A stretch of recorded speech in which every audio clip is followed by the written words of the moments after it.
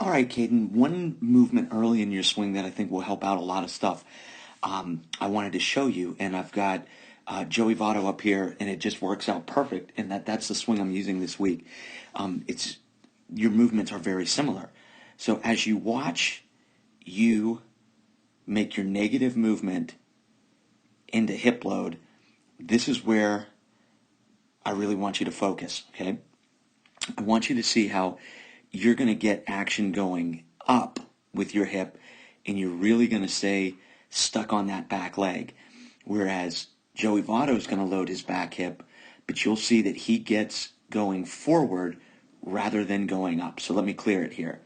So as you take your negative movement, you can see how you're getting into your leg and you're climbing up with your hips.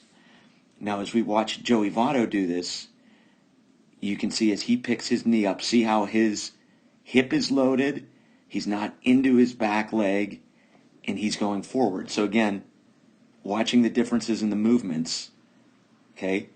See your hip line here. See Joey Votto's hip line here. Now watch again how you're going to load your back leg and climb up, whereas, he's going to load his back hip and get going forward rather than getting into his leg.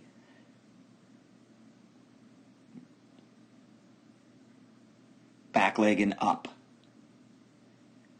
See how he's just sitting into this back hip hinge. See how he just sits into that? And the weight's in his hip, but he's going to get going forward. As you take your stride, see how your back leg stays back? See how it stays back? See how it stays back? Barely off it at all. And you can see how you've got your hips aren't real level. You can see how it's going to be very difficult to get a driving action forward.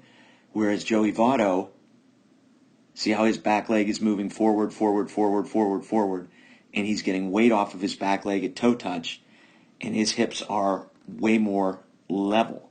So again, it's this movement here in our back leg. See how we're climbing with our hips? Now we're stuck on our back leg. You can see how we're stuck, okay? Whereas, again, Votto sits into back hip load, gets going forward, and at toe touch you can see the difference in how his weight is set up. So the end result with us being stuck on our back is that we're going to get way more of an around type of action. Also, just to point out, we really want to work on being more on a 45-degree angle with our bat all the way back there. That's going to be really long to get to the ball.